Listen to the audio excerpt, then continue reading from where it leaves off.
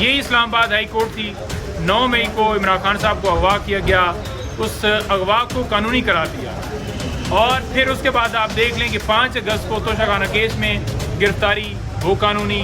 उसके बाद देख लें कि 15 अगस्त को इस साइबर केस के अंदर छुपा के गिरफ्तारी की गई, छुपा के रिमांड हुआ, किसी को कोई पता नहीं, तो एफआईआर दर्ज नहीं होती, उसकी दरख्वास्त को नहीं लेता और यहाँ पर डायरेक्शन दी जा रही हैं सिर्फ टारगेट इमरान खान साहब। इमरान खान साहब को भी पता नहीं है कि मेरा रिमांड हो गया, मेरी गिरफ्तारी होगी। तो जब हम कोर्ट में जाते हैं तो वो खान साहब हमें बताते हैं कि मुझे तो कोई नहीं पता कि गिरफ्तारी कब इन्होंने डाली, जो कि वो बेस इस बुनियाद के ऊपर खारिज हुई थी कि खान साहब अदालत के अंदर पेश नहीं हुए। हालांकि वीडियो लिंक के ज़रिए या उनको पेश करके वो बेल जो हैं मेरिट के ऊपर डिसाइड होती है, बट लेकिन हम श्योर थे कि इंशाल्लाह इसमें बेल्स बहाल होंगी, क्योंकि इंसाफ के यही तकाजे थे। जिस बुनियाद के ऊपर पहले नीचे खारिज हुई थी या जिस बुनियाद के ऊपर वो अर्जन करवा रहे थे, तो इसके अंदर उस गिरफ्तारी को गैर कानूनी डिक्लेयर करना था, लेकिन ऐसा नहीं किया कि वहाँ पर एक साबिक MNA है नून लीग के, जिन्होंने कुछ दिन पहले PTI ज्वाइन की, उनकी फ्लोर मिल जो है कल गिरा दी गई है। कसूर क्या है उनका कि उन्होंने PTI में वो शामिल हुए हैं। इससे पहले क्या वो फ्लोर मिल जब वो किसी और जमात के साथ थे वो ठीक थी, लीगल थी, जो ही वो शामिल होते गए उनकी मिल गिरा दी गई है। शुरू करूँ जी, बिस्मिल्लाहिर्रहमानिर्रहीम। आज बेसिकली मुख्तलिफ़ केसेस जो हैं मुख्तलिफ़ कोर्ट्स के अंदर डिस्ट्रिक्ट कोर्ट में लगे हुए थे। ये 25 मई को 2022 इमरान खान साहब के ऊपर और पाकिस्तान तहरीक इंसाफ की सीनियर लीडरशिप के ऊपर और उसके साथ साथ उनके वर्कर्स के ऊपर मुख्तलिफ़ मुकदमात जो हैं ये बनाए गए थे।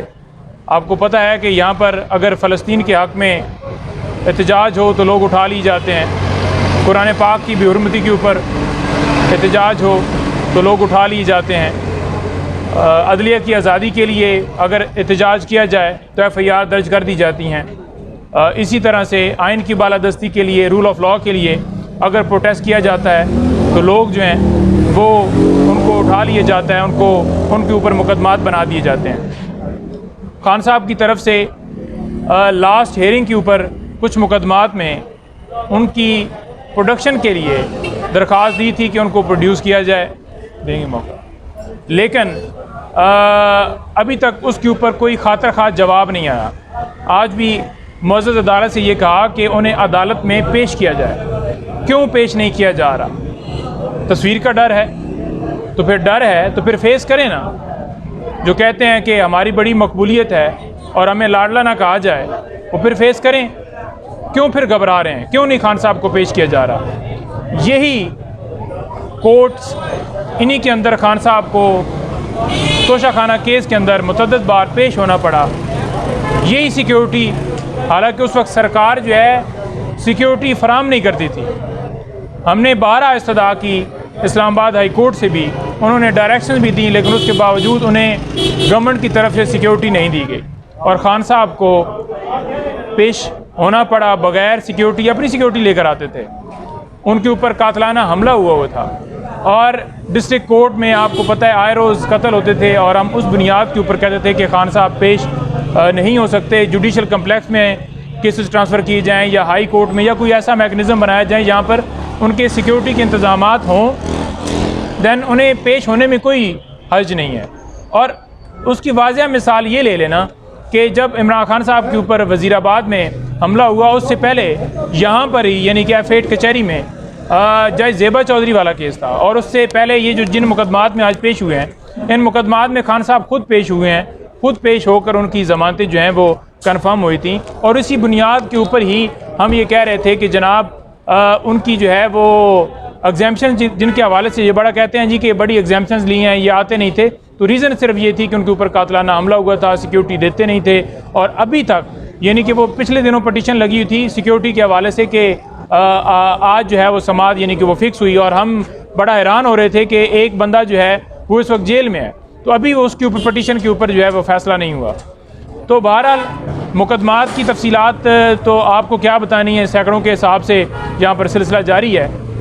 249 की बरियत की दरख्वास्त जो है वो कुछ मुकदमात में लास्ट डेट के ऊपर दी है, और आज भी कुछ मुकदमात में हम देने जा रहे हैं। मुख्तलिफ़ लीडरान जो पेश हुए हैं उनकी जो है पेशी के बाद वो रवाना हो गए हैं, और डेट्स मुख्तलिफ़ केसेस में अडजर्न हुई और कुछ बाकी हैं। अब आपको साथ ऐड ये ज़रूर करना चाहूँगा, जो कल एक फ़ैसला आया जिसमें ये कहा गया कि 4 हफ्तों के अंदर अंदर जो ट्रायल है वो ख़त्म किया जाए।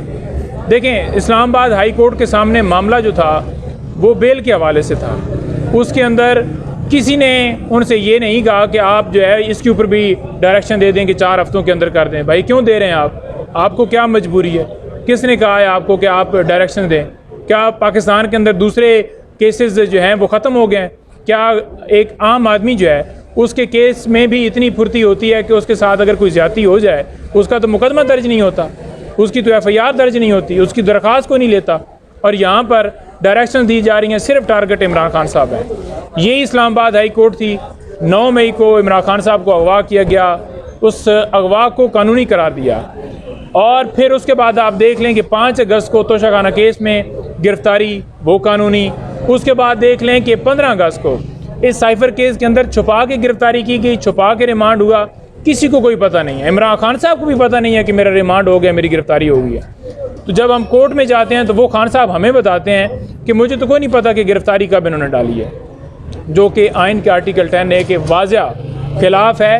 फेयर ट्रायल, ड्यू प्रोसेस हर शहरी का हक है, जो कि इमरान खान साहब को किसी केस में नहीं दिया जा रहा। और अब आप देख लें कि अलकादर ट्रस्ट केस में उनके साथ इसी तरह की वो गिरफ्तारी फिर गैर कानूनी डाल दी गई है, और उस गिरफ्तारी को फिर कानूनी करार दिया इस्लामाबाद हाई कोर्ट ने।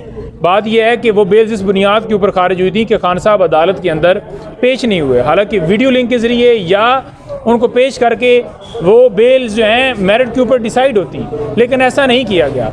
और फिर जब नहीं किया गया, ज़मानतें अदम हाज़िरी के ऊपर खारिज कर दी गई। इस्लामाबाद हाई कोर्ट में गए, दीगर दरख्वास्तें बहाल हो गई, और ये जो दरख्वास्तें थीं 2, इनके ऊपर नैब ने बार बार गलत बयानी की। एक, उन्होंने कहा कि कोई हमारे पास वारंट नहीं है, ये बार बार उन्होंने आकर बयान दिया। दूसरा, उन्होंने उस कानून का हवाला दिया जो उस वक्त मौजूद ही नहीं है। 2001 के अंदर लॉ जो है 8 महीने के लिए आया था, वो ख़त्म हो गया, जिसके मुताबिक वो कह रहे थे कि 10 दिन के बाद रिविजन्स फाइल नहीं की जा सकती। हम ये कह रहे थे कि रिविजन्स के लिए कोई लिमिटेशन नहीं है। जब वजारत कानून से अदालत ने ये कहा कि आप नोटिफिकेशन आप करंट लॉ लेके आएँ, तो उन्होंने आके बताया कि बाकी लिमिटेशन नहीं है।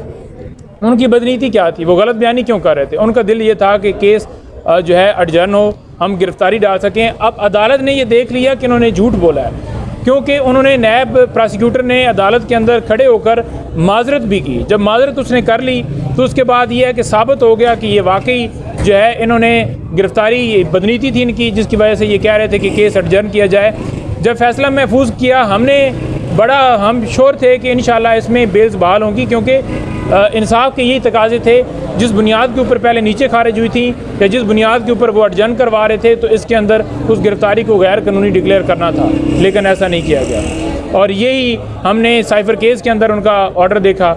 जब भी हम इस्लामाबाद हाई कोर्ट में गए, नीचे ट्रायल कोर्ट में भी कोई अच्छी हमें वाइब्स नहीं हमेशा आई। तोशाखाना वाला केस जिस तरह से चला, आप सबके सामने, गवाहों का मौका नहीं दिया गया, और खान साहब को रात दिन घंटों में समाज होती है। अब 2 बजे आ जाएँ जी, अब 2:30 बजे आ जाएँ, अब 3 बजे आ जाएँ जी। छुट्टी के बाद 4 बजे अदालत का टाइम ख़त्म होता है, उसके बाद भी समाज जारी रहे। तो इसी तरह से अब साइफर केस जो कि जेल के अंदर चलाया जा रहा है, हर अदालत वहाँ पर पहुँच रही है, सिवाय सुप्रीम कोर्ट के और हाई कोर्ट के, बाकी तमाम अदालतें जा चुकी हैं। ATA के मुकदमात जो हैं उनके हवाले से जो ATC कोर्ट है वो भी वहाँ पर चली गई है। हमेशा ये होता है कि एक्यूज़ को अदालत में पेश किया जाता है, यहाँ पर अदालत खुद जा रही है। इसी तरह नैब वाला वो जज साहब भी खुद पहुँचे हुए थे, और 4 बजे के बाद उस जो नैब वाले केसेस हैं उनके अंदर समाअत हुई। तो आप देख लें कि किस तरह इमरान खान साहब को निशाना बनाया जा रहा है, उनकी पार्टी को निशाना बनाया जा रहा है कि किसी तरह से उनको इलेक्शन से बाहर किया जाए, उनको लड़ने ना दिया जाए, किसी और मुकदमे में सज़ा दी जाए। तो ये सब आपके सामने है जी। कुछ सवाल? मोहम्मद खान साहब अभी कुछ ही देर पहले कह कर गए हैं कि अब गिरफ्तारियाँ किसी को मतलूब नहीं है, अब गिरफ्तारियाँ नहीं होंगी, तो कोई सेटलमेंट हुई है, सेटलमेंट का नतीजा है ये? देखिए, बात है कि शायद आप गिरफ्तारियों का सिलसिला नहीं, देखें, गिरफ्तारियों का सिलसिला भी थमा नहीं है। आप बड़ी वाज़ह मिसाल उसकी आप कल देख लें कि वहाँ पर एक साबिक MNA है नून लीग के, जिन्होंने कुछ दिन पहले PTI ज्वाइन की, उनकी फ्लोर मिल जो है कल गिरा दी गई है। कसूर क्या है उनका कि उन्होंने PTI में वो शामिल हुए हैं? इससे पहले क्या वो फ्लोर मिल जब वो किसी और जमात के साथ थे वो ठीक थी, लीगल थी? जो ही वो शामिल होते गए उनकी मिल गिरा दी गई है। और आप देख लेना कि हसन न्याजी हों, कब से उनको अगवा किया गया है, किसी जगह के ऊपर पेश नहीं किया गया। आप देख लें कि अली नवाज़ अवान, उनको वहाँ से मनसेरा से अगवा किया गया। गिरफ्तार तो वो होता है ना कि 24 घंटों के अंदर अंदर अदालत में पे, उसे गिरफ्तारी कहते हैं। ये अगवा है, क्योंकि किसी कोर्ट ऑफ लॉ में तो पेश नहीं किया जाता, वो सिर्फ और सिर्फ किसी स्टूडियो में पेश किया जाता है या प्रेस कॉन्फ्रेंस करवाई जाती है, उसके अलावा किसी को पेश नहीं किया जाता। और यही डिमांड की जाती है, या नून लीग ज्वाइन करें या IPP ज्वाइन करें, तब आपको छोड़ देंगे। तो ये मुल्क के अंदर क्या हो रहा है? आज यहाँ पर शेख रशीद साहब भी पेश हुए, यहाँ पर जो है वो अब्बासी साहब भी पेश हुए, सदाकत अब्बासी साहब भी पेश हुए।